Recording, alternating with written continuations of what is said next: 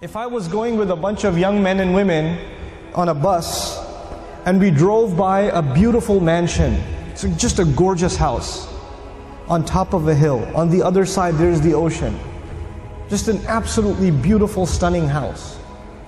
And the driveway into the house, there's a gorgeous car parked outside.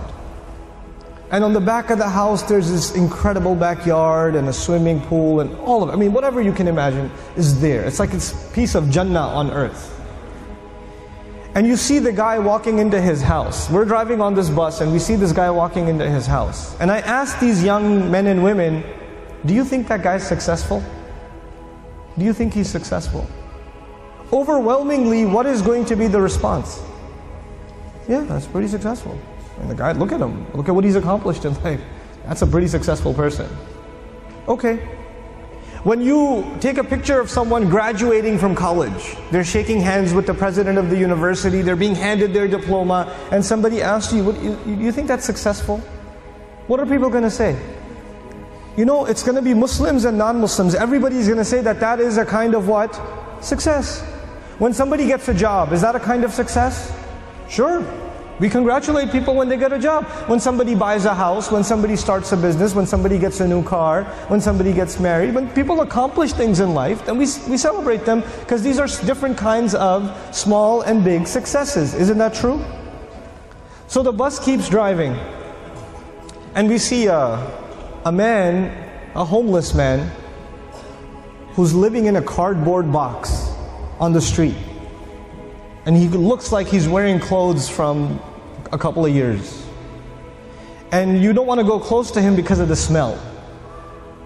And I ask my students, do you think that guy's successful? What do they say?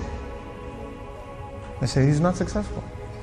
Now imagine if I was riding in this bus, but in this bus there were not Muslim boys and girls, but they were Christian boys and girls, or Jewish boys and girls, or atheist boys and girls, or agnostic boys and girls, or Buddhist boys and girls. And I asked them the same exact question. Do you think their answers would be the same?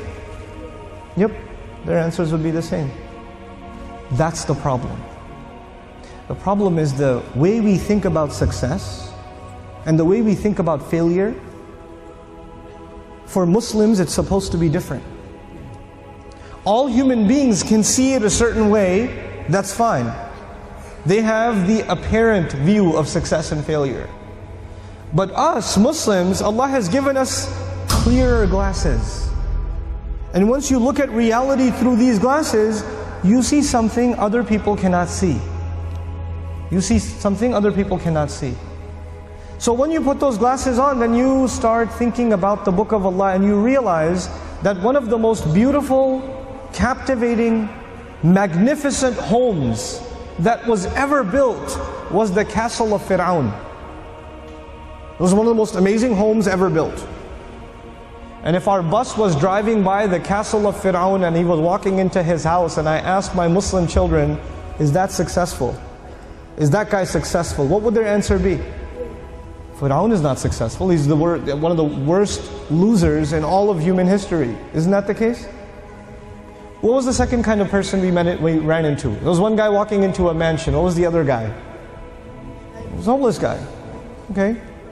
Ibrahim alayhi salam was kicked out of his house. He was told to leave the house. So he's homeless.